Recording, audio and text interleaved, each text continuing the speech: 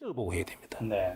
그리고 주가는 거의 실적의 수렴, 내재 가치의 수렴한다 보여지거든요. 네. 그래서 고평가 되시면 빠지고 저평가 되시면 위로 가기 때문에 첫째 항상 실적이 턴되는 종목 위주로 매매해야 되고 그다음에 제가 이제 항상 매매하는 것이 매물대가 없는 공간이 위로 열려야 됩니다. 자, 예를 들면은 기아차 같은 경우 이제 제가 말했던 이런 차트는 이제 엄지 차트를 하는데 이렇게 막히면 안 되고 이렇게 위로 공간이 열렸을 때 실적이 턴되고 두 번째 공간이 저렇게 열리는 종목.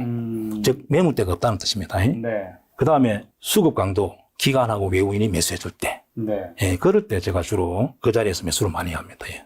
그럼 대표님께서 출간하신 책에서도 나오는 이제 차트 분석의 기본 선긋기, 예. 뭐 굉장히 중요한 뭐 기본기이긴 하지만 한번 좀 알려주신다면. 기본 선 끊기 전에 저는 차트를 딱 세 가지로 분류합니다. 네. 하나는 엄지 차트.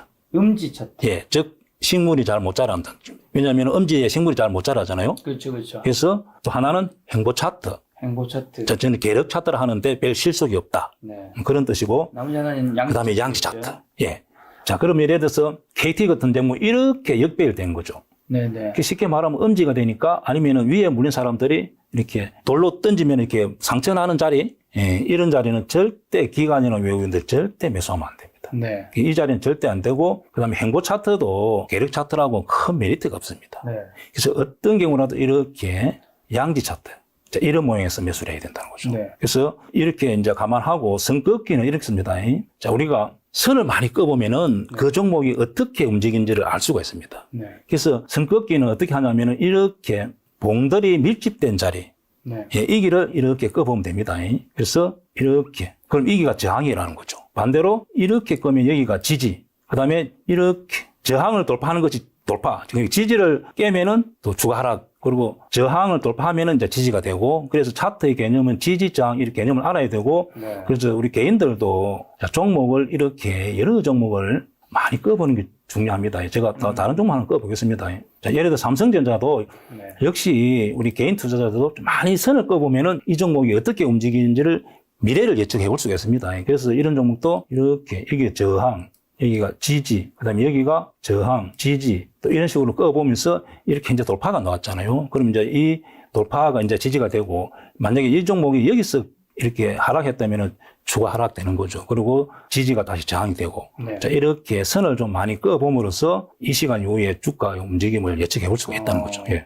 근데 아까 KT 통신주 중에서 좋게 본다고 하셨는데, 예. 또 지금 방금 전에는 또 음지 차트라고 하셨어요. 아니, 여기가 엄지 차트고, 현재는 양지로 만들려고 하죠. 지금은 네. 행보인 건가요? 예, 지금은 행보하고, 약간 행보보다는 약간 위로 이제 우상향. 네. 하고, 제가 말했던 이 뱅선들이 이제 발열해 있기 때문에, 그리고 이제 이 종목 스토리가 요금 인하, 압력, 그 다음에 회장님 선임, 또 네. 정부 입김, 이런 식으로 좀 감매도 됐다는 거죠. 네. 그래서 하반기 때 회장님 이제 선임이 자연스럽게 된다면은 네. 34,000원, 36,000원 항에서 갈 가능성이 많다. 이렇게 분석이 할 수 있죠. 자, 그리고 또 사람들의 심리가 밀접한 자리, 이동평균선을 좀 알려주신다면. 차트라는 것은 네. 매수, 매도자, 그렇죠. 심리가 들어가 있거든요. 그렇죠. 그게 생각이 들어가 있는 거죠. 그렇죠. 그리고 또 이 종목 사고 싶은 사람들도 관망하고 있는 것입니다. 네. 그래서 저는 이제 이평선을 그냥 거물이라고 합니다. 네. 즉 말해서 5일선은 5kg로 견디는 거물. 그 다음에 11선은 10kg 견디는 거물. 자, 21선은 저는 중요합니다. 왜냐하면 한 달 동안 매매했던 사람들이 어떤 행동이 중요하게 나타나기 때문에 21선은 200kg 견디는 거물. 그 다음에 60일은 뭐 5kg.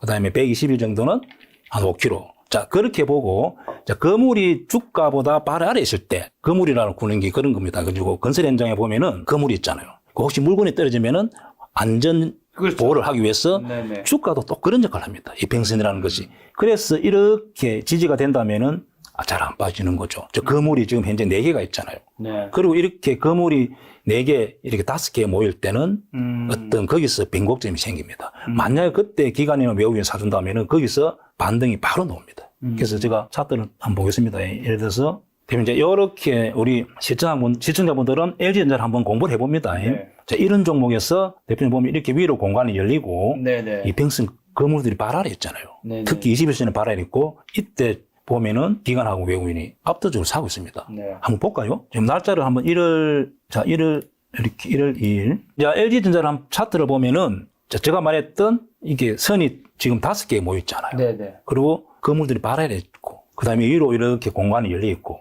네. 그 다음에 60만 원 샀잖아요. 네. 다 한 달 동안.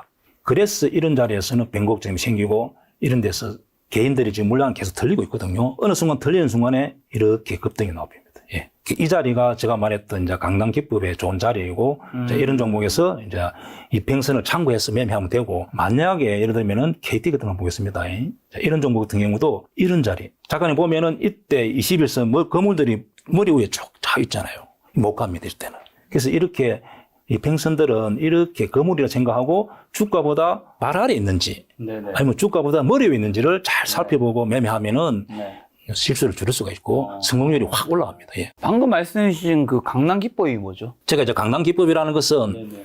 강남 불패. 그렇죠. 아파트 사면은 잘 또 상승하기도 하고 그런 오르기도 말도 하고 예, 땅도 그래서 제가 그냥 강남 기법이라고 이렇게 최상급이죠. 이름을 지은 겁니다. 예. 네. 그래서 일반인들이 기억에 네. 탁 남으라는 뜻으로 이제 강남 기법 그렇게 제가 표현한 겁니다. 예. 네. 그게 뭔데요? 이제 강남 기법은 이제 직장인들한테 매매하기 좋아요. 네네. 그래서 엄지 차트에서 긴 행보를 지나고 그 다음에 이렇게 여기 보면은 제가 말해서 이평선들이 발 아래 있고 그 다음에 주가가 이평선 위에 있는 거죠. 그리고 제가 말했던 이렇게 사각형을 그었을 때 이렇게 공간이 나와줘야 됩니다. 거래일수 20일에서 40일. 자, 높이는 한 20%. 그러면 여기서 이 기간에 외우면 이렇게 사둔다면은 자연스럽게 요까지는 수익 난다는 거죠.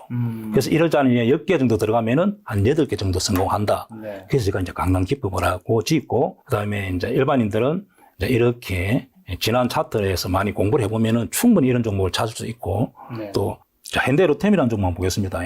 작가님 이제 보면은 여기가 제가 말했던 선이 5개 모여있잖아요.